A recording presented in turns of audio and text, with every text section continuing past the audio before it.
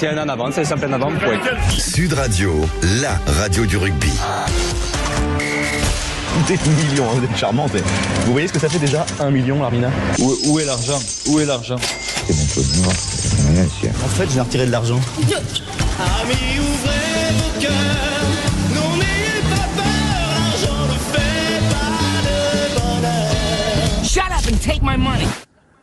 On soulève jamais assez la performance vocale de Jean Dujardin sur cette chanson.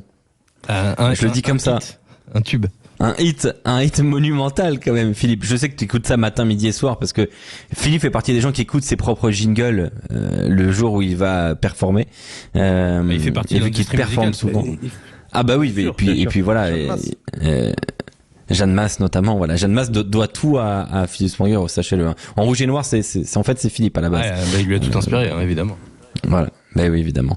On va parler de World Rugby. World Rugby qui se donnait rendez-vous, de très longues réunions à Paris cette semaine, et une série de mesures qui ont été historiques. La première, Philippe Spanguero, on va les évoquer. La première, World Rugby donc qui a entériné, c'était mardi, le passage à 24 nations participantes à la Coupe du Monde de rugby au lieu de 20 aujourd'hui, et ce dès 2027 en Australie. Est-ce que c'était attendu et quel est le but de cette première mesure? Alors oui, c'était attendu et le but, il est assez simple. C'est d'universaliser le rugby. Aujourd'hui, on voit que cette Coupe du Monde à 20 équipes amène de vraies questions de niveau, puisqu'il y a eu des scores très très larges. Et on se pose la question vraiment du nombre d'équipes qui ont le niveau pour rivaliser et amener, on va dire, de la dimension du suspense sportif dans cette compétition. Donc la question, c'était d'élargir cette cible de 20 équipes pour passer à 24, mais avec ce point d'interrogation du niveau sportif de ces équipes qu'on va rajouter pour pas pénaliser l'image de cette compétition d'un point de vue sportif. Donc là, le chantier, il est assez important du côté de World Rugby parce que 4 ans, c'est demain. Donc on voit certainement se dessiner, c'est les équipes qui vont rejoindre la compétition, c'est les équipes qui ont déjà connu les Coupes du Monde, le Canada, les États-Unis, les Espagnols qui auraient dû y être ces dernières éditions mais qui ont perdu leur place sur tapis vert. Donc c'est des équipes quelque part qui reviennent ou qui viennent sans réelle surprise. Par contre, il va falloir les accompagner pendant 4 ans et qu'elles arrivent à jouer beaucoup plus de matchs de haut niveau pour être prêtes au moment de l'échéance. Oui, donc cette idée-là d'universaliser cette Coupe du Monde, c'est super important. Derrière, on parle aussi d'une Coupe du Monde moins longue avec un changement de formule sur la phase de poule. On serait donc sur 4 équipes par phase de poule, 6 poules de 4, les premiers et deuxièmes qualifiés et les 4 meilleurs troisième, c'est bien ça, si je me trompe pas, c'est ça. Ce qui donnerait donc des huitièmes de finale pour cette Coupe du Monde. Autre série, autre mesure importante, historique dans cette série-là donc de mesures, c'est World Rugby qui a annoncé la création d'une nouvelle compétition à partir de 2026 avec les 10 meilleures nations du monde et 2 nations invitées. On en avait parlé hier sur Sud Radio. Elle sera organisée en juillet et en novembre à la place des tournées actuelles.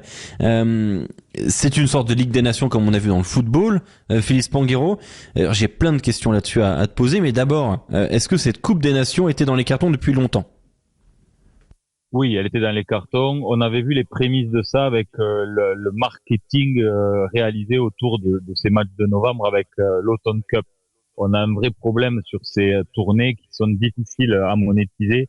Et donc, en fait, on est historiquement dans un renvoi d'ascenseur économique où les fédérations du Sud nous payent en juin pour y aller, on s'engage à les payer en novembre pour venir. Ça génère une toute petite économie, mais vraiment ridicule à l'échelle des enjeux des fédérations aujourd'hui. Et ce que je dis souvent, c'est que pour rejoindre aussi le premier point sur l'importance de faire grandir ces nations qui ont émergé, qui sont pas loin du très haut niveau, mais qui ont besoin de progresser encore, World Rugby et le rugby mondial a besoin de plus de moyens. Et donc, c'est un peu schizophrène parce qu'on reviendra tout à l'heure sur les problèmes de calendrier, mais il faut malgré tout créer des matchs et surtout les marketer.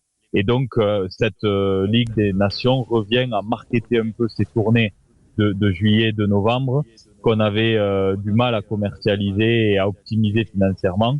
La vraie question à se poser, c'est que si le travail est très bien fait, dans quelle mesure ça peut venir cannibaliser aussi les Coupes du Monde, si vraiment on trouve une compétition qui trouve vraiment sa place et qui, de niveau sportif, est très élevé.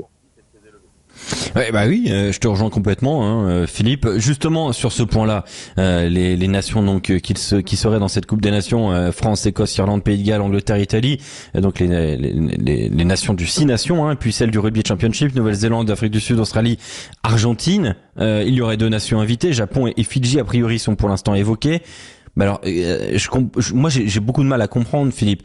Il y aurait donc aussi une Coupe des Nations B avec un système de promotion-relégation à partir de 2030, donc quand même un bon petit moment après la mise en place en 2026. Est-ce qu'on n'est pas en train de sacrifier encore une fois le tiers 2, ces équipes de deuxième division entre guillemets, comme l'Espagne, comme le Portugal, les États-Unis, comme le Chili, l'Uruguay, la Géorgie aussi. Qu'est-ce qu'on fait de ces équipes-là? Elles vont s'affronter certes, mais dans quel but?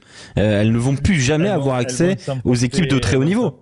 Elles vont s'affronter entre elles, et à partir de 2030, en effet, 2 d'entre elles auront la capacité à rejoindre la première compétition. C'est très compliqué, honnêtement, à arbitrer. Si on veut vraiment avoir un produit fort en marketing, il faut de grosses équipes. Donc, la difficulté, c'est de travailler quelque part en circuit fermé, puisque ces 12 nations, on les a citées, on les connaît depuis toujours quasiment. Il y a le Japon, ces 10 dernières années, qui est venu bousculer un peu la hiérarchie, et les Fidji, mais à part ça, on était sur un socle de nations qui sont les mêmes depuis que le rugby existe. Et donc la vraie question, c'est au-delà de ce tiers, de ces 12 premières équipes, sur la deuxième poule, quelles sont les équipes qui peuvent tirer un peu le niveau vers le haut? Et comment éventuellement ces équipes jouent aussi des matchs en dehors de ces fenêtres. Parce que malgré tout, les grandes nations du Nord, elles ont le tournoi destination. Les grandes nations du Sud, elles ont le Rugby Championship. Donc, comment ces nations, j'allais dire mineures, arrivent régulièrement à se confronter pour se préparer aux échéances comme les Coupes du Monde? Et ça, c'est un point d'interrogation auquel... ça n'arrivera pas. Ça n'arrivera pas, Philippe. Ça n'arrivera pas. On n'aura jamais un Portugal-France, on n'aura jamais un Portugal-Italie, parce que du coup, on est en train de fracturer les deux mondes. C'est très personnel ce que je dis, mais moi je milite pour que des grosses nations recommencent à jouer leur rôle. À une époque, on avait França, pour parler que de la France. Et puis on s'est dit finalement, c'est les Barbarians français qui vont remplacer França. Avec des joueurs qui ne jouent pas les phases finales du top 14. Donc, on peut considérer que ces joueurs-là ne jouent pas trop, qui sont potentiellement des joueurs pistés par le staff de l'équipe de France, mais voilà, on est dans le réservoir, dans l'ancien França. Pourquoi des équipes comme la France, comme l'Angleterre, etc., n'auraient pas la responsabilité, quelque part, une fois par an, si World Rugby aide aussi financièrement, parce que chaque fédération a sa problématique, à amener une sélection sérieuse de joueurs qui jouent pas les phases finales, à jouer un match par an contre ces nations-là. Moi, je trouve que ça aurait beaucoup de sens. Les grandes nations se doivent d'accompagner le rugby à grandir.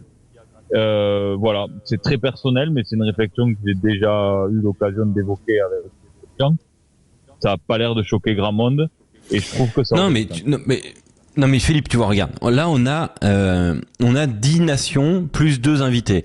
On crie tout le temps et régulièrement on a mis en doute le tournoi destination sur cette 6e place qui pourrait être mouvante. Ça n'arrivera jamais, on le sait.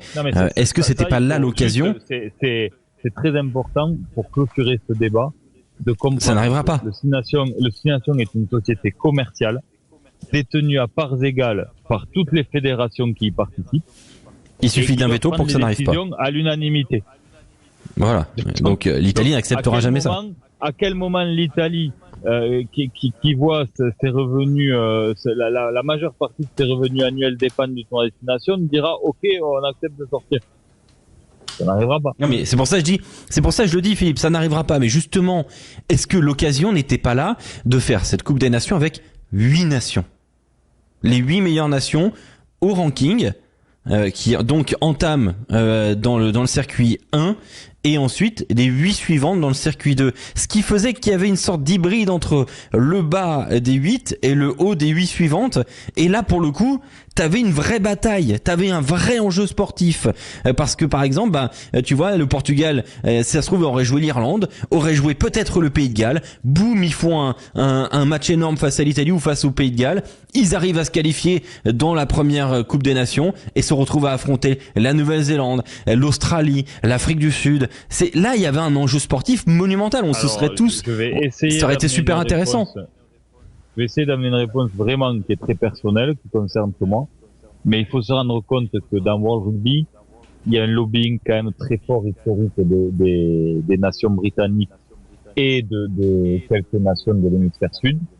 Et revenir à cette formule de 8 dont tu parles serait revenu à exclure des nations qui pèsent quand même politiquement. Et donc je pense que pour ménager tout le monde, en effet, resserrer au maximum avec 8 équipes, ça aurait renforcé encore un peu plus l'attractivité sportive. Mais je crois que politiquement, c'était compliqué. Ouais, mais c'est peut-être le problème de ce sport en fait. C'est un sport ultra politique, peut-être trop politique, mais ça c'est perso pour le coup. Alors malheureusement ou pas malheureusement, mais ça fait partie de ces grandes organisations sportives qui doivent aussi ménager Philippe, les intérêts. Politique, toi Philippe, mais surtout financier. Il y a quand même un enjeu derrière qui est plus financier et politique qu'autre chose, que sportif. Non, mais il y a aussi en effet de l'enjeu financier, puis même de l'enjeu de développement de rugby. Typiquement, par exemple, est-ce qu'aujourd'hui, dans la phase de développement dans laquelle est le rugby, on peut se permettre de dire, mais tiens, on met pas le Japon dans le wagon de tête.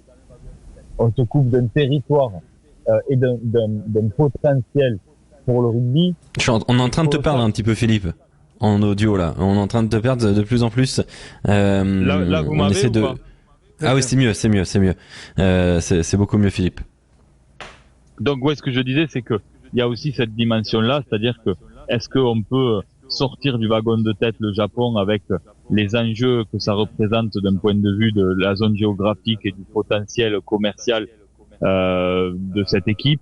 Il y a tout un tas de questions qui se posent. C'est vrai que des fois, il faut juste être un peu humble parce que je me rends compte, pour le voir d'un peu plus près maintenant, qu'il y a une vision microéconomique, c'est-à-dire opérationnelle de ce qu'on connaît nous, et une vision macro au-dessus, avec des grands équilibres qui sont quand même très complexes. Un dernier point et une dernière mesure donc qui a été prise, c'est la Pacific Nations Cup avec donc la Coupe des Nations des Pacifiques, avec 2 nouvelles nations qui intègrent à partir de 2024. Là, c'est immédiat. C'est le Canada et les États-Unis, donc qui rejoignent le Japon, Fidji, Tonga, Samoa. On parlait de ce rugby d'hémisphère il y a encore 15 ans. On parle maintenant d'un rugby de fuseau horaire. Alors, on sera pas tout à fait sur les fuseaux horaires, mais il y a une certaine logique géographique pour le coup là, avec donc cette Coupe des Nations du Pacifique et ça peut être intéressant, j'imagine, notamment pour les États-Unis, pour le Canada, de se frotter un peu plus aux Fidjiens, aux Samoans. D'ailleurs, la phase finale qui se déroulera tous les mois de septembre sera au Japon et aux États-Unis en alternance. Là aussi, économiquement, on sent que c'est pour faire grossir un petit peu cette Coupe des Nations du Pacifique dont on entend assez peu parler au final, hein, Philippe. Bien sûr, on entend assez peu parler parce que elle a du mal quand même à émerger encore. Elle est jeune. Et puis surtout, le problème, c'est que dans le sport, pour s'installer durablement, je pense que les compétitions ne doivent pas changer les règles trop souvent. Les règles et les équipes qui y jouent. Donc là, on tâtonne pour trouver la bonne formule. Je crois qu'on n'est pas loin de l'avoir trouvé. Pour moi, je le répète et puis je l'ai dit depuis très longtemps, avec cette organisation, voilà, l'enjeu des hémisphères a explosé. On est en train de mettre en place des équilibres de fuseaux horaires ou de choses plus cohérentes, du moins en termes d'organisation d'événements et de déplacement des équipes. Et surtout, c'est très stratégique pour les Canadiens et les Américains parce que c'est un marché hyper important pour le développement du rugby mondial. Et c'est vrai que le fait que ces équipes aient décroché, se soient même pas qualifiées pour la Coupe du Monde, ça a été un gros coup d'arrêt. Il faut qu'elles retrouvent de la performance. Elles ont les moyens financiers, elles ont les structures, elles ont le potentiel de joueurs. Maintenant, par contre, il faut qu'elles jouent régulièrement contre des équipes plus fortes qu'elles. Et c'est ce qui va se passer avec en ligne de mire de toute façon 2031 où il faudra que les États-Unis soient prêts à figurer dans cette Coupe du Monde qui recevront. Merci Philippe.